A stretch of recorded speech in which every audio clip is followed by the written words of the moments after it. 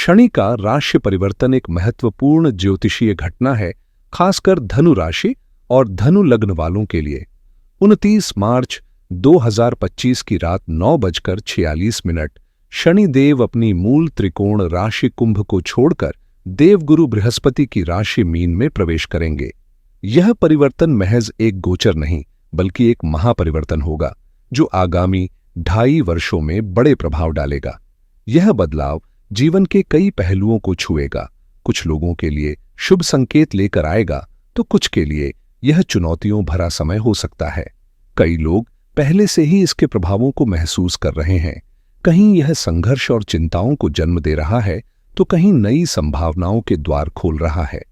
इस वीडियो में हम विस्तार से चर्चा करेंगे कि यह परिवर्तन आपके जीवन में कौन कौन से उतार चढ़ाव ला सकता है, क्या सकारात्मक बदलाव होंगे और किन बातों से सावधान रहना जरूरी होगा।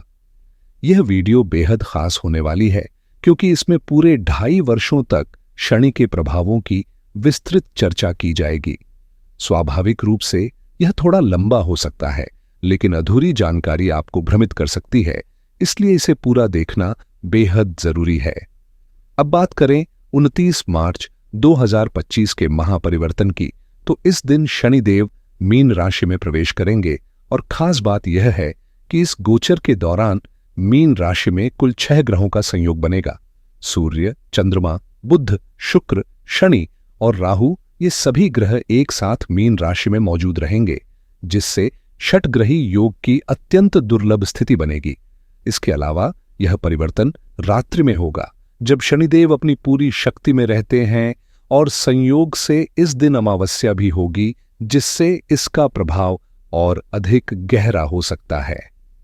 इस महत्वपूर्ण ज्योतिषीय घटना का आपके जीवन पर क्या असर पड़ेगा, यह समझने के लिए इस वीडियो को ध्यान से देखें। 29 मार्च 2025 की रात एक दुर्लभ ज्योतिषीय संयोग लेकर आएगी, जब शनिदेव का मीन राशि में प्रवेश होगा। हालांकि यह गोचर प्रतिपदा तिथि में होगा, लेकिन अमावस्या का प्रभाव 4:26 तक बना रहेगा, जिससे इसका असर और गहराई से महसूस किया जाएगा। इसी दौरान मीन राशि में एक साथ 6 ग्रहों की उपस्थिति विभिन्न शक्तिशाली योगों का निर्माण करेगी। कुछ लाभकारी राजयोग होंगे, तो कुछ चुनौतीपूर्ण योग भी देखने को मिलेंगे। आमतौर पर हम 2 या 4 ग्रहों के योग के बारे में सुनते हैं, लेकिन इस बार कई विशेष योग बनेंगे।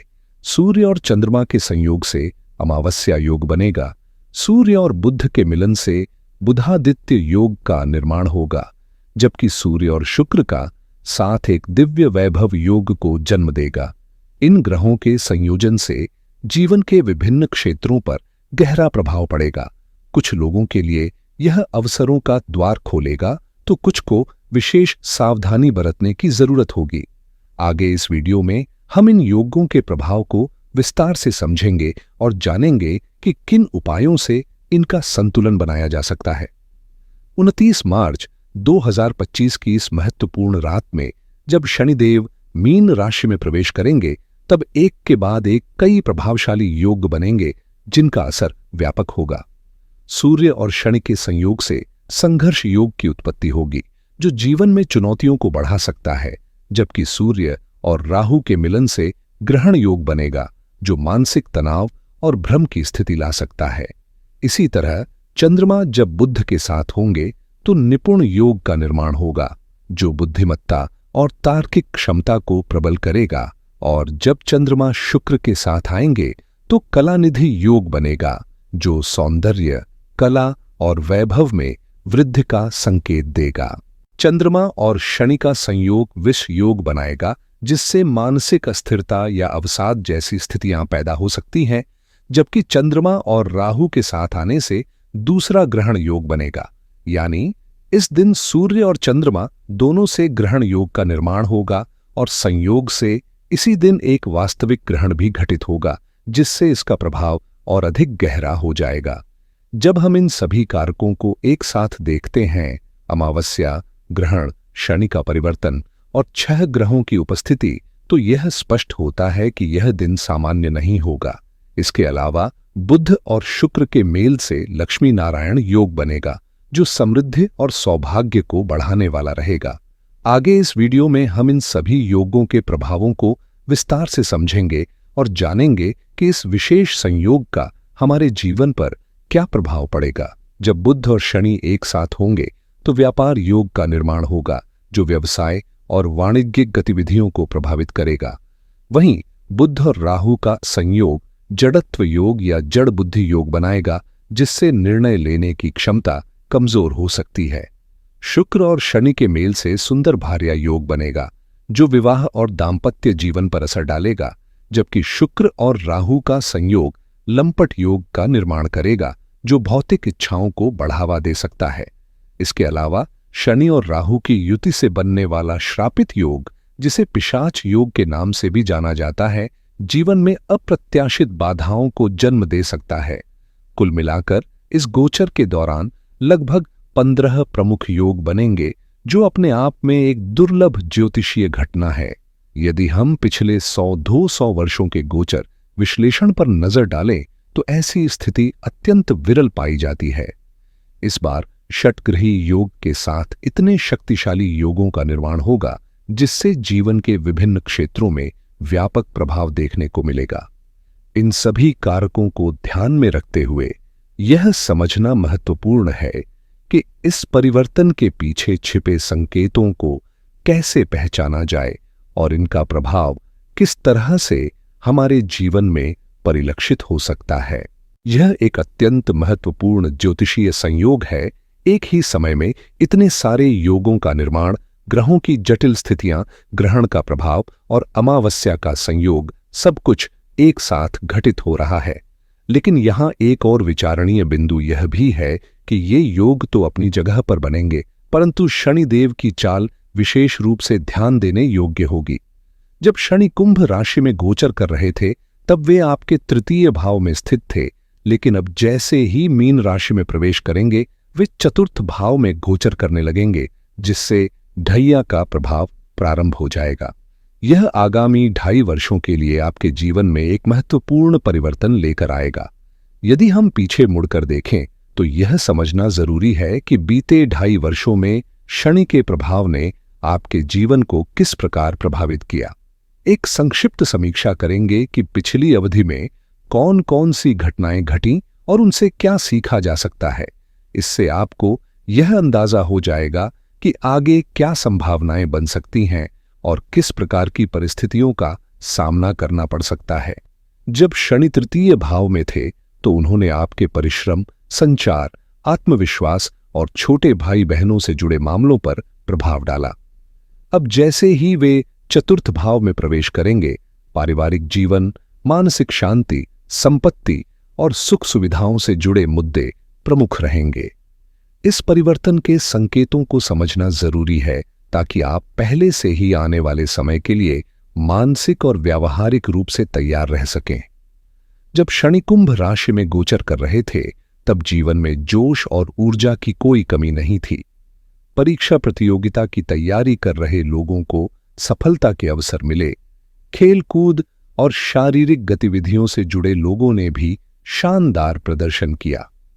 इन 2.5 वर्षों में आपने बड़े आत्मविश्वास के साथ आगे बढ़ने की कोशिश की और कई महत्वपूर्ण उपलब्धियां भी हासिल कीं। लेकिन इस अवधि में कुछ चुनौतियां भी बनी रहीं। विशेष रूप से भाई बहनों के साथ मतभेद उभर सकते थे।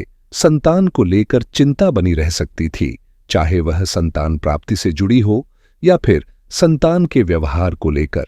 गर्भधारण में कठिनाइयां आ सकती थीं और यदि पहले से संतान थी तो उनके रवैये में आपकी अपेक्षाओं के अनुरूप बदलाव नहीं दिखा। विद्यार्थियों के लिए भी यह समय थोड़ा चुनौतीपूर्ण रहा, क्योंकि मन स्थिर नहीं रह सका, जिससे पढ़ाई में एकाग्रता बनाए रखना मुश्किल हो सकता था। कुल मिलाकर इस गोचर ने जीवन में उत्साह और ऊर्जा के साथ साथ कुछ उतार चढ़ाव भी दिए, जिनका प्रभाव अब आगे के शनि गोचर में नए रूप में सामने आएगा। आपने अपनी पूरी ताकत झोंक दी, मेहनत में कोई कसर नहीं छोड़ी, फिर भी नतीजे उतने अनुकूल नहीं दिखे जितनी उम्मीद थी। यह समय विशेष रूप से उन लोगों के लिए कठिन रहा जो प्रेम संबंधों में थे। अनबन, गलतफहमियां और विवाद बढ़े, यहां तक कि कई रिश्ते टूटने की नौबत भी आ गई। शनिदेव ने इस अवधि में परिश्रम की परीक्षा ली, लेकिन परिणाम उम्मीद के मुताबिक नहीं मिले, जिससे भाग्य के साथ न होने का एहसास कई बार गहराता गया। यह समय उन लोगों के लिए भी चुनौतीपूर्ण रहा जो हमेशा आध्यात्मिकता और ईश्वर में आस्था रखते थे, क्योंकि कई बार ऐसा प्रतीत हुआ कि भगवान की कृपा जैसे दूर हो रही है, प्रार्थनाओं का असर नहीं दिख रहा है। लेकिन इन सब के बावजूद यह समय आत्मविश्लेषण और धैर्य की परीक्षा का भी था, जिसने सिखाया कि कठिनाइयों के बावजूद निरंतर प्रयास ही सफलता की कुंजी होती है। पिछले 2.5 वर्षों में सबसे बड़ी चुनौती खर्चों की बेकाबू बढ़ोतरी रही। ऐसे खर्च जो जरूरी नहीं थे, लेकिन किसी न किसी वजह से होते चले गए। कई लोगों को कानूनी मामलों का सामना करना पड़ा, कोर्ट कचहरी के चक्कर लगे, कुछ के केस लंबे खिंचते चले गए तो कुछ को और जटिल परिस्थितियों से गुजरना पड़ा। दुर्लभ मामलों में कुछ को जेल जैसी स्थितियों का भी सामना करना पड़ा। हालांकि इस अवधि में विदेश यात्रा और अंतर्राष्ट्रीय स्तर पर काम करने के अवसर भी मिले, जिससे करियर और व्यापार में विस्तार की संभावनाएं बनी। मगर इन उपलब्धियों के साथ संघर्ष भी जुड़ा रहा। विदेश से जुड़े कार्यों में लाभ हुआ, लेकिन उसी अनुपात में खर्चों का भार भी बढ़ा। कुल मिलाकर यह समय आर्थिक प्रबंधन, धैर्य और सावधानी से फैसले लेने की सीख देने वाला रहा। पिछले 2.5 वर्षों में शनि ने जहां कुछ लाभ प्रदान किए, वहीं कई चुनौतियां भी खड़ी कीं, और यह सिलसिला आने वाले 2.5 वर्षों में भी जारी रहेगा।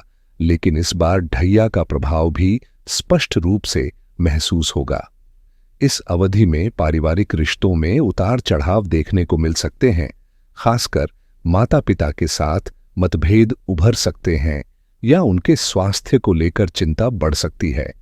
माता पिता को भी संतान से अपेक्षित सहयोग न मिलने का एहसास हो सकता है, जिससे भावनात्मक दूरी बढ़ सकती है।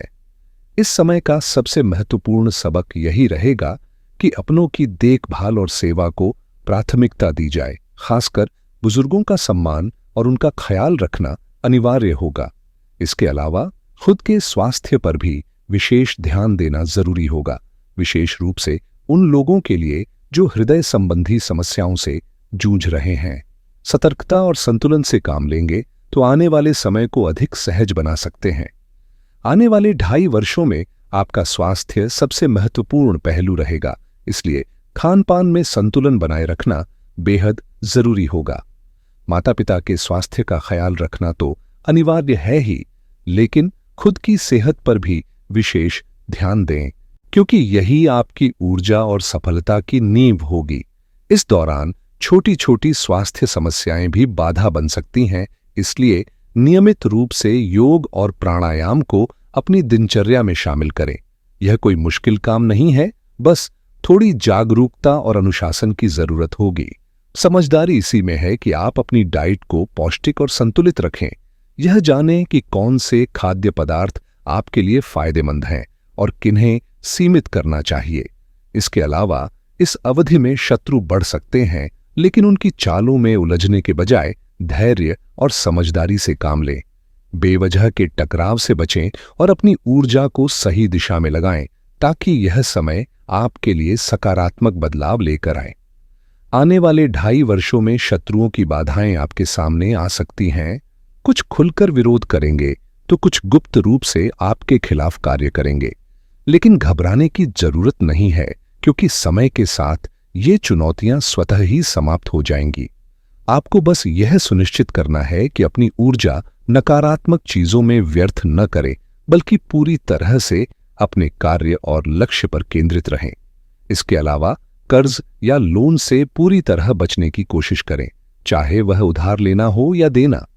यदि आप कर्ज में उलझ गए तो भविष्य में इससे निकलना कठिन हो सकता है, क्योंकि कई बार परिस्थितियां ऐसी बन जाती हैं कि न तो हम उधार चुका पाते हैं और न ही दिए गए पैसे वापस मिलते हैं। इसलिए आर्थिक मामलों में विशेष सतर्कता बरतें। सबसे महत्वपूर्ण बात यह है कि अपने स्वास्थ्य को प्राथमिकता दें, क्योंकि अच्छा स्वास्थ्य ही आपकी सभी सफलताओं की नींव है। इसके बाद अपने करियर और पेशेवर जीवन में किसी भी तरह की लापरवाही न बरतें। यह समय सतर्क रहने और हर निर्णय को सोच समझकर लेने का है, ताकि आने वाला समय आपके लिए उन्नति और सफलता से भरा हो। इस दौरान आपको सिर्फ अपने लक्ष्य पर ध्यान केंद्रित रखना होगा, क्योंकि जब समय प्रतिकूल होता है तो छोटी छोटी गलतियां भी बड़ी बना दी जाती हैं और अक्सर पूरा दोष आप पर आ जाता है। हो सकता है कि आपके आसपास कुछ लोग आराम से बैठे हों या समय बर्बाद कर रहे हों, लेकिन इसका मतलब यह नहीं कि आपको भी वही करना चाहिए। हर किसी का समय अलग होता है। जो आज गलतियां कर रहा है, हो सकता है उसे तुरंत नुकसान न दिखे, लेकिन आप अपनी मेहनत में कोई कमी न आने दें। कार्यक्षेत्र में भी कई चुनौतियां आ सकती हैं। कुछ लोग आपके खिलाफ खड़े होंगे, आरोप प्रत्यारोप लगाएंगे या अनावश्यक अड़चनें पैदा कर सकते हैं। लेकिन याद रखें, जब आप सही हैं और पूरी ईमानदारी से प्रयास कर रहे हैं, तो आज नहीं तो कल सच्चाई खुद को साबित कर ही देगी। इसलिए बेवजह की बातों में न उलझें और पूरी ऊर्जा अपने काम में लगाएं। जो लोग नई नौकरी की तलाश में हैं, उन्हें भी धैर्य रखना होगा और अतिरिक्त प्रयास करने के लिए तैयार रहना होगा, क्योंकि राह में कुछ कठिनाइयां आ सकती हैं, लेकिन मेहनत का परिणाम निश्चित रूप से मिलेगा। इस समय जिनकी स्थिति स्थिर है, उनके लिए भी चुनौतियां बनी रहेंगी, जबकि जिनके हालात पहले से ही अनिश्चित हैं, उन्हें कुछ अतिरिक्त कठिनाइयों का सामना करना पड़ सकता है। सबसे अहम बात यह है कि आपको अपने विचारों और फैसलों पर विशेष ध्यान देना होगा। अक्सर हमें अपने निर्णय सर्वश्रेष्ठ लगते हैं, क्योंकि हर व्यक्ति अपनी समझ के अनुसार सही ही चुनता है, लेकिन यह जरूरी नहीं कि हर फैसला सटीक हो। यदि आपके पास पर्याप्त अनुभव है या आप किसी जानकार व्यक्ति की सलाह ले सकते हैं, तो यह आपके लिए फायदेमंद रहेगा। इस दौर में लिए गए कुछ निर्णय बाद में गलत साबित हो सकते हैं, इसलिए हर कदम सोच समझकर उठाएं। मानसिक तनाव और अपमानजनक परिस्थितियों से भी सामना हो सकता है, जिससे मनोस्थिति पर असर पड़ सकता है। स्वास्थ्य को लेकर पहले ही सतर्क रहने की सलाह दी गई है, लेकिन इसके साथ ही आपको अपने जीवन में आने वाले बदलावों को स्वीकार करने और उनके अनुरूप खुद को ढालने की जरूरत होगी। स्वास्थ्य और कार्य, ये दो सबसे अहम पहलू हैं जिन पर आपको पूरी तरह ध्यान केंद्रित करना होगा। जब शरीर स्वस्थ होता है तो किसी भी लक्ष्य को पाने की क्षमता हमारे भीतर होती है, और जब हम कर्मठ होते हैं तभी बदलाव संभव होता है। इसलिए इन दोनों ही क्षेत्रों में किसी भी तरह की लापरवाही भारी पड़ सकती है। अब जब ढैया का चरण शुरू होने वाला है, तो कई लोग इसे सुनकर चिंतित हो जाते हैं, जैसे कि साढ़े साती और ढैया का नाम ही भय उत्पन्न कर देता है। लेकिन अगर आप ज्योतिष में रुचि रखते हैं और थोड़ा भी गहराई से इसे समझते हैं, तो आपको यह जरूर महसूस हुआ होगा कि इस अवधि ने कई लोगों को शून्य से शिखर तक पहुंचाया है, जबकि कुछ को ऊंचाइयों से गिराकर सबक भी सिखाया है।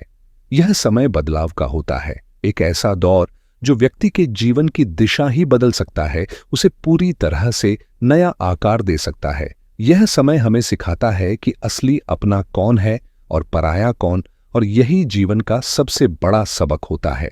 ढैया या साढ़े साती को लेकर डरने की जरूरत नहीं है, बल्कि इसे एक परिवर्तनशील काल के रूप में देखना चाहिए, जो हमारे कर्मों के आधार पर नतीजे देता है। इसलिए सबसे पहले अपनी जन्म कुंडली में शनिदेव की स्थिति को समझें और फिर उसके अनुसार सही दिशा में कदम बढ़ाएं। अब बात करें उपायों की, तो पहला और सबसे प्रभावी उपाय है अपने कर्मों पर ध्यान देना, क्योंकि शनिदेव का सीधा संदेश है कि कर्म ही सब कुछ है। दूसरा उपाय, जरूरतमंदों की सहायता करें और सच्चाई के मार्ग पर चलें, क्योंकि धर्मयुक्त कर्म ही सही परिणाम लाते हैं। और तीसरा, जो सबसे प्रभावी और सिद्ध उपाय है, हनुमान जी की आराधना। जितना संभव हो हनुमान चालीसा, सुंदरकांड या रामायण का पाठ करें, मंदिर में दर्शन करें, सेवा में भाग लें और अपनी श्रद्धा के अनुसार सिंदूर अर्पित करें। यह न केवल शनिदेव के प्रभाव को संतुलित करेगा, बल्कि आपको मानसिक शांति और आंतरिक शक्ति भी प्रदान करेगा। राम नाम का जप अत्यंत प्रभावशाली माना जाता है और इसकी निरंतर साधना से हनुमान जी की विशेष कृपा प्राप्त होती है। इसलिए रोजाना श्रद्धा और विश्वास के साथ राम नाम का स्मरण करें, जिससे जीवन में सकारात्मक ऊर्जा बनी रहे। हालांकि किसी भी उपाय को अपनाने से पहले अपनी कुंडली के अनुसार उसका विश्लेषण करना आवश्यक होता है, ताकि आप सही दिशा में आगे बढ़ सकें। आपके जीवन में जो भी बदलाव या घटनाएं पिछले 2.5 वर्षों में घटी हैं, वे क्षण की चाल का प्रभाव हो सकती हैं। यदि आपने ऐसे परिवर्तन महसूस किए हैं, तो अपने अनुभव साझा करें, और यदि कुछ विशेष नहीं हुआ है, तब भी अपनी राय जरूर दें। हर किसी का जीवन अलग होता है, इसलिए यह जरूरी नहीं कि सभी पर समान प्रभाव पड़े। आपके विचार हमारे लिए महत्वपूर्ण हैं। वीडियो देखने के लिए हार्दिक धन्यवाद।